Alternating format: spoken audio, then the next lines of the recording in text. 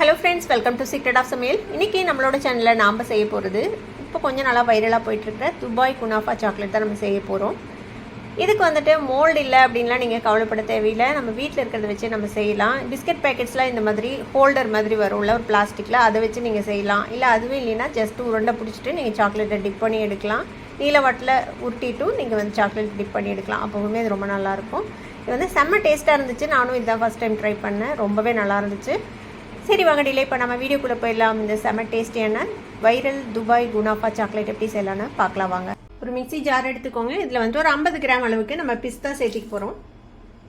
என்கிட்ட இந்த மாதிரி பிஸ்தா ஃப்ளேக்ஸ் இருந்துச்சு, நான் வந்துட்டு அதை சேர்த்திக்கிறேன். உங்ககிட்ட ஒயிட் சாக்லேட் இருந்தால் ஒயிட் சாக்லேட் சேர்த்திக்கலாம். ஒயிட் சாக்லேட் இல்லைன்னா இந்த மாதிரி கண்டென்ஸ் மில்க் சேர்த்திக்கோங்க. ஸ்வீட்னஸ்க்கு எவ்வளோ இனிப்பு தேவையோ அந்த அளவுக்கு சேர்த்திக்கோங்க. இது கூடவே கொஞ்சமாக பால் சேர்த்து இது நல்ல பேஸ்ட்டாக அரைச்சி எடுத்துகிட்டு வந்துடலாம். இது மாதிரி ஒரு பேஸ்ட்டாக அரைச்சி எடுத்துக்கோங்க. தேவைப்பட்டால் நீங்கள் வந்து ஃபுட் கலர் கூட சேர்த்திக்கலாம். க்ரீன் கலர், இன்னும் நல்லா பிரைட்டான ஒரு க்ரீன் கலர் வேணும் அப்படின்னு நினச்சிங்கன்னா. நான் வந்துட்டு இதில் ஃபுட் கலர் எதுவுமே சேர்த்தலை.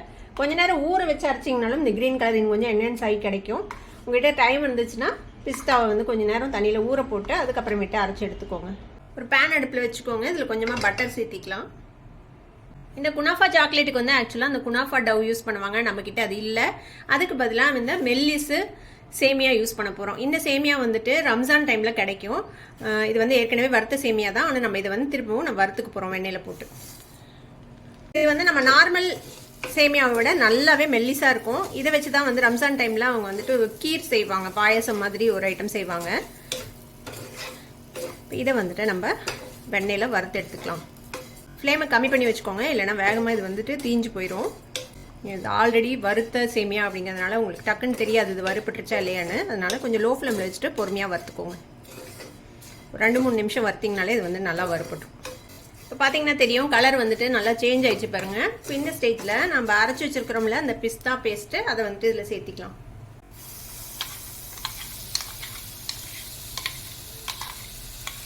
இப்போ இதையே இதோட சேர்த்து நல்லா மிக்ஸ் பண்ணி விட்டுறலாம். இப்போ இது நல்லா மிக்ஸ் பண்ணி எடுத்துருங்க. இப்போ அடுப்பு ஆஃப் பண்ணிடலாம். நம்ம இந்த சூட்லேயே வந்துட்டு இது நல்லா கெட்டியாயிடும். நம்மளோட ஸ்டஃபிங் வந்துட்டு ரெடி ஆயிடுச்சு. உங்களுக்கு நல்ல க்ரீன் கலர் வேணும்னா நீங்கள் வந்துட்டு ஃபுட் கலர் வந்துட்டு சேர்த்திக்கோங்க. நான் இதில் எந்த ஃபுட் கலரும் சேர்த்தலை. இப்போ நான் வந்து ஒரு 75 கிராம் அளவுக்கு சாக்லேட் காம்பவுண்ட் எடுத்துருக்கிறேன். இது வந்து டார்க் காம்பவுண்ட். இதை வந்துட்டு நம்ம மெல்ட் பண்ணிக்க போகிறோம் டபுள் பாயிலிங் மெத்தடில். கீழே வந்து ஒரு பாத்திரத்தில் தண்ணி வச்சுருக்கிறேன், அதுக்கு மேலே இந்த பாத்திரத்தை வச்சு நம்ம மெல்ட் பண்ணிக்கலாம். இது கூடவே கொஞ்சமாக எண்ணெய் விட்டுக்கோங்க. சன்ஃப்ளவர் ஆயில் ஒரு 1.5 டேபிள் ஸ்பூன் அளவுக்கு எண்ணெய் விட்டுருக்கேன். இது வந்து மெல்ட் ஆகட்டும். இப்போ பார்த்தீங்கன்னா தெரியும், நல்லா மெல்ட் ஆயிடுச்சு பாருங்கள். இந்த அளவுக்கு நல்லா மெல்ட் பண்ணி நம்ம அடுப்பு ஆஃப் பண்ணிடலாம். நல்லா ஸ்மூத்தாக மெல்ட் ஆயிடுச்சு. இப்போ அடுப்பு ஆஃப் பண்ணிடலாம். இது இருக்கட்டும். நம்ம இப்போ அந்த சாக்லேட் செட் பண்ணுறதுக்கு நம்மக்கிட்ட மோல்டு இல்லைன்னா பரவாயில்ல. இந்த மாதிரி பிஸ்கட் பேக்கெட்ஸில் வரும்ல இந்த மாதிரி ஒரு டப்பா, இதில் வந்துட்டு நம்ம வந்து செட் பண்ணலாம். இப்போ இந்த மோல்டில் நம்ம வந்து ஃபஸ்ட்டு சாக்லேட்டை வந்துட்டு ஃபில் பண்ணிக்கலாம். இந்த மாதிரி கொஞ்சம் மேலே வரைக்கும் கவர் ஆகிற மாதிரி ஃபில் பண்ணிக்கலாம். இந்த மாதிரி ஃபில் பண்ணிடுங்க. இது கொஞ்சம் நேரம் செட் ஆகிறதுக்கு ஃப்ரிட்ஜில் வைக்கலாம். இப்போ பாருங்கள், ஃப்ரிட்ஜில் வச்சு செட் ஆயிடுச்சு நம்மளோட சாக்லேட் நல்லா. இப்போ இதில் வந்து நம்ம இந்த ஸ்டஃபிங்கை ஃபில் பண்ணிக்கலாம். இப்போ நம்ம ரெடி பண்ணி வச்சுருக்கிற இந்த பிஸ்தா ஸ்டஃபிங் இருக்குதுல்ல, அதை வந்துட்டு இதில் ஃபில் பண்ணிடுங்க. இப்போ இது மாதிரி ஸ்டஃப் பண்ணியாச்சு ரெண்டுலேயுமே. இப்போ இதுக்கு மேலே நம்ம வந்து சாக்லேட்டை போட்டு கோட் பண்ணி ஃபினிஷ் பண்ணிடலாம்.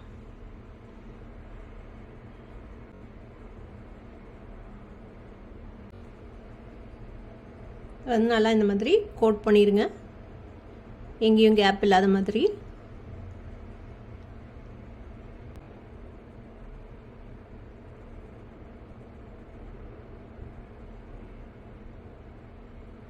இப்போ இதை அப்படியே வந்து நம்ம ஃப்ரிட்ஜில் செட் பண்ணிடலாம். செட் ஆகட்டும். அதுக்கப்புறம் நம்ம எப்படி இருக்குதுன்னு எடுத்து பார்ப்போம்.